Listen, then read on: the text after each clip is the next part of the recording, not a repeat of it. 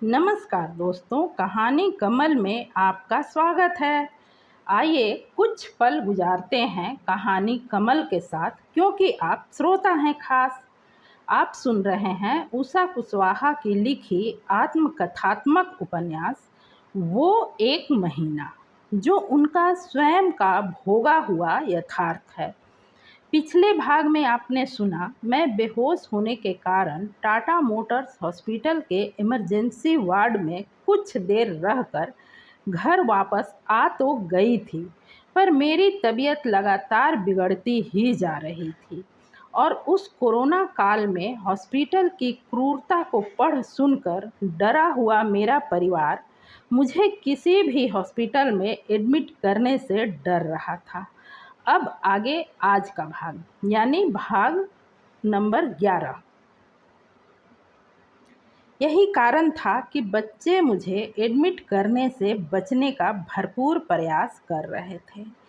इस वक्त बुखार 99 था। मैं ठीक से कुछ खा तो नहीं पा रही थी, पर बच्चे थोड़ी थोड़ी देर पर दूध, हॉर्लिक्स, जूस, डाब का पानी वगैरह पिलाने का प्रयास कर रहे थे और मैं बस सो रही थी।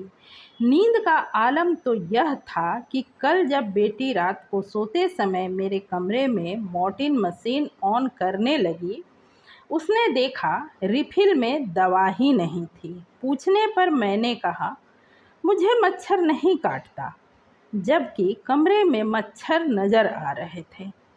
बेटी ने पास आकर मुझे ध्यान से देखा। मेरे शरीर पर मच्छर के काटने के अनगिनत निशान थे। मेरी आदत ऐसी है कि एक भी मच्छर काटे तो मैं सो ही नहीं पाती, इसलिए मच्छरदानी लगाना ही पसंद करती हूँ। पर जिस दिन मैं इस कमरे में सोने आई, मेरी तबीयत ऐसी नहीं थी कि मैं पलंग के बॉक्स से मच्छरदानी निकाल कर लगाती। सो बिना यह देखे कि रिफिल में दवा है भी या नहीं, मैंने मशीन का स्विच ऑन किया और सो गई। क्या हो गया है मम्मी तुमको? ऐसे कैसे सो पाई तुम? बेटी ने चिंतित स्वर में कहा। पता नहीं, मुझे मच्छर नहीं काटा। तुम्हारी मम्मी को मच्छर ने नहीं काटा, इसने मच्छर को काटा, ओम जी ने हंसते हुए कहा। पापा हंसिए मत, आपको ख्याल रखना चाहिए था, बच्चों ने नाराज़गी जताई। दोपहर के 2 बज चुके थे, यानी उस लेडी डॉक्टर के आने में मात्र 4 घंटे का समय था। तय हुआ हॉस्पिटल के बजाय शाम को उसी डॉक्टर को दिखाया जाए। शाम को जब हम डॉक्टर के पास गए और सुबह वाली मेरी स्थिति को बताया, उसने कहा आपको उसी वक्त हॉस्पिटल ले जाना चाहिए था। खैर, इस वक्त मेरी स्थिति ठीक थी। बुखार 99 था, ब्लड प्रेशर ठीक था, सांसें भी ठीक ठाक चल रही थी। डॉक्टर ने कहा, अभी के माहौल में कुछ भी कहा नहीं जा सकता। बुखार बना ही रह रहा है, कमजोरी बढ़ती जा रही है। एक बार कोरोना का टेस्ट करा लेना आवश्यक है, तभी सही इलाज हो पाएगा। साथ ही उसने कई तरह के ब्लड टेस्ट और एक्सरे कराने का भी सलाह दिया। असली परेशानी अब शुरू हुई। ब्लड टेस्ट और एक्सरे तो हमने आसानी से करा लिया, पर जो सबसे ज़रूरी टेस्ट था उसके बारे में जानने का प्रयास किया तो मालूम हुआ जिस टेस्ट की रिपोर्ट जल्दी आती है, RAT, यह कहीं प्राइवेट में हो ही नहीं रहा है। बस सरकारी टेस्ट सेंटरों में ही यह किया जा रहा है। चूँकि मेरे ब्लड रिपोर्ट और एक्सरे दोनों में ही प्रॉब्लम दिख रहा था, इसलिए ज़रूरी था कोरोना का टेस्ट रिपोर्ट भी जल्दी आए, ताकि जल्द से जल्द इलाज शुरू हो सके। दूसरे टेस्ट RT-PCR की रिपोर्ट आने में 4 से 6 दिन का समय लगता है। जब सरकारी टेस्ट सेंटर के बारे में जानने का कोशिश की गई, मालूम हुआ शहर को 4 जोन में बांटकर सिर्फ 4 जगहों पर ही यह टेस्ट किया जा रहा है। जिनमें से 2 तो हमारे आवास से काफ़ी दूरी पर थे, अन्य 2 जगहों पर प्रयास किया जा सकता था। सो बच्चे जुट गए उस मुहिम में। अगली सुबह हम पास वाले टेस्ट सेंटर, जो हमारे घर से 5 किलोमीटर की दूरी पर था, वहाँ के लिए निकल पड़े। पहुँचने पर मालूम हुआ बुकिंग बंद हो चुकी है। व्यवस्था ऐसी थी कि सुबह के 5 बजे से लोग लाइन लगाते, जहां 100-200 लोगों का नाम रजिस्टर किया जाता। 11 बजे के आसपास किट वगैरह के साथ जांच करने वाले लोग आते, जिनके पास 100 से 150 के बीच ही जांच किट की व्यवस्था होती। बाकी बचे लोगों को वापस लौटना पड़ता।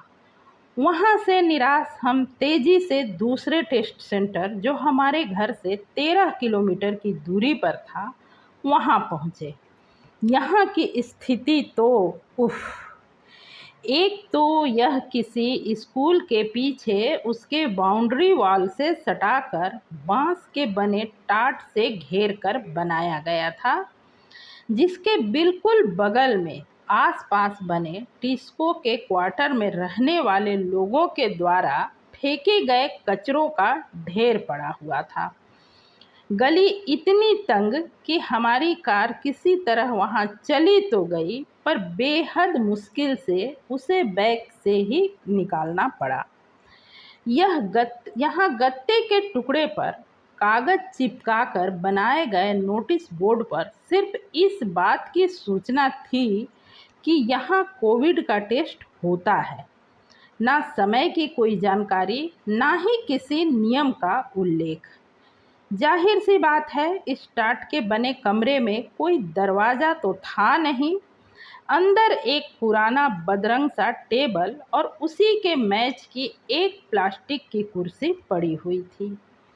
इस कोरोना देवी की ऐसी महिमा है कि अपरिचित चेहरा देख लोग ऐसी दूरी बना लेते हैं कि चेहरा अपरिचित ना हुआ किसी अन्य ग्रह का प्राणी हो गया। पास के क्वार्टर के सामने जो 1-2 लोग नज़र भी आए थे, हमें वहां खड़े देख अपने अपने घर के अंदर चले गए। जहां हम खड़े थे, यह साबित करने को काफ़ी था कि हम कोरोना के संवाहक हैं। संभवतः पिछली सीट पर निढाल सी पड़ी मैं भी नज़र आ रही हूँ।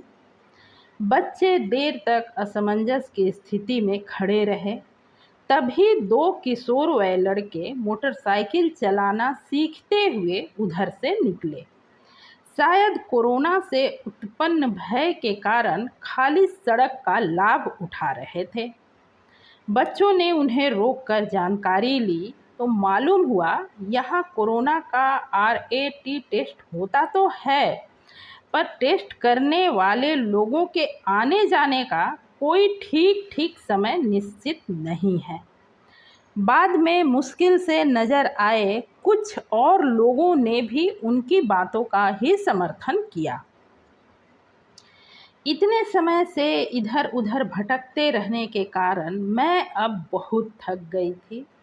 वैसे गुनगुने पानी का बोतल गाड़ी में था, मैंने 2-3 बार पानी पिया भी था, पर अब मुझे आराम की सख्त ज़रूरत महसूस होने लगी थी।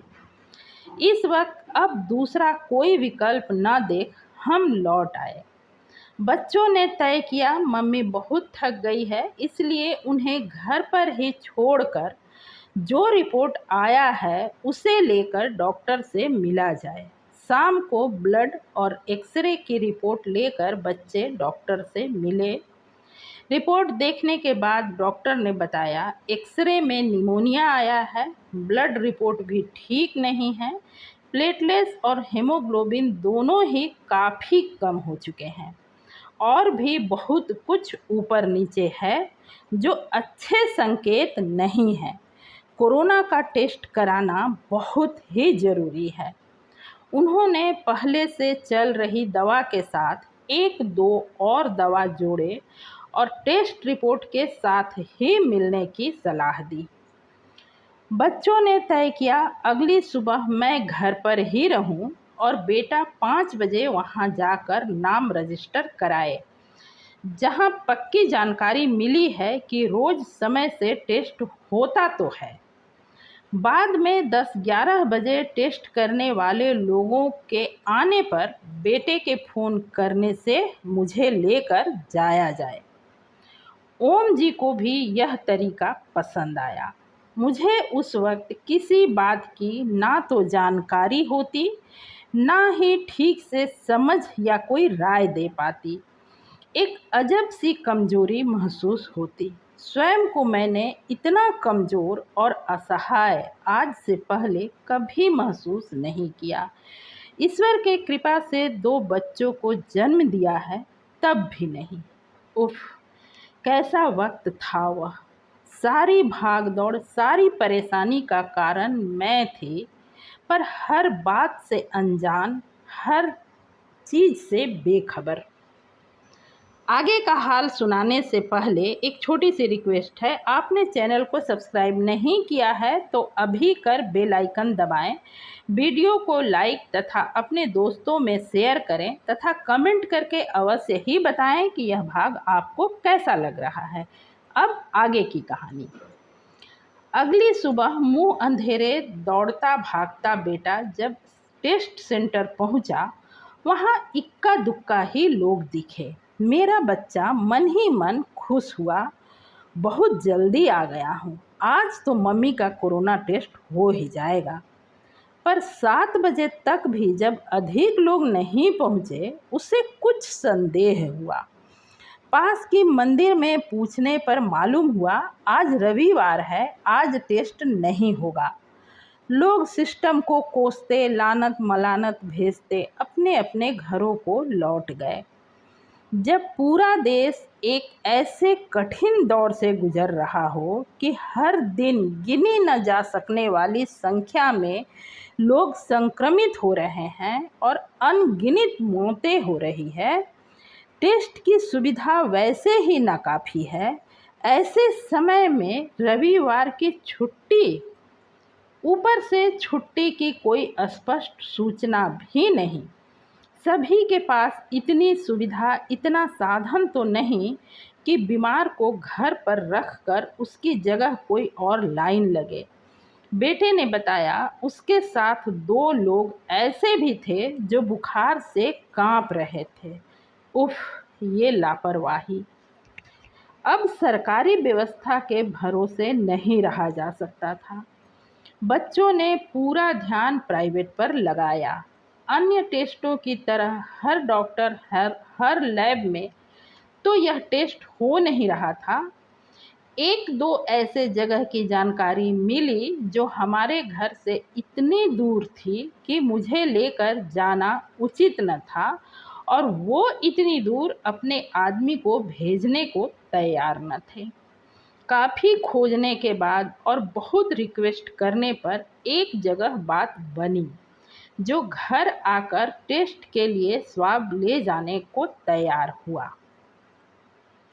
उसने पता वगैरह लिखा और दोपहर 2 बजे आने का वादा किया। मेरी स्थिति वैसी ही थी। बुखार अपनी तय परिधि में एक कदम आगे, एक कदम पीछे हो रहा था। जी मिचलाना उसी तरह जारी था, जिसके कारण कुछ भी खा पाना बिल्कुल बंद सा हो गया था। पर बच्चों का पूरा प्रयास होता कि मैं खाली पेट ना रहूं। थोड़ी थोड़ी देर पर दूध, हॉर्लिक्स, डाब का पानी के साथ ही बेटी कभी कभी सेव और आम वगैरह को पीसकर स्मूदी बना पिलाने का प्रयास करती रहती, जिसे किसी तरह अपनी उबकाई को रोक कभी कभी 2-4 घूंट में गले से उतार पा रही थी। कोरोना पॉजिटिव मानकर ही बच्चे पूरा परहेज और सावधानी बरत रहे थे। दिन में 4 बार बुखार मापना, हर घंटे ऑक्सीमीटर से सिर्फ रीडिंग ले ही नहीं रहे थे, बल्कि उसका रिकॉर्ड भी रख रहे थे। मेरे कमरे का वो दरवाज़ा जो अंदर की ओर खुलता था उसे बंद ही रखा जा रहा था। कमरे में आते समय मास्क वगैरह पहनने की सावधानी वे बरत रहे थे। शेष अगले भाग में। इस भाग को पूरा सुनने के लिए दिल से धन्यवाद। चैनल को ज़रूर सब्सक्राइब करें।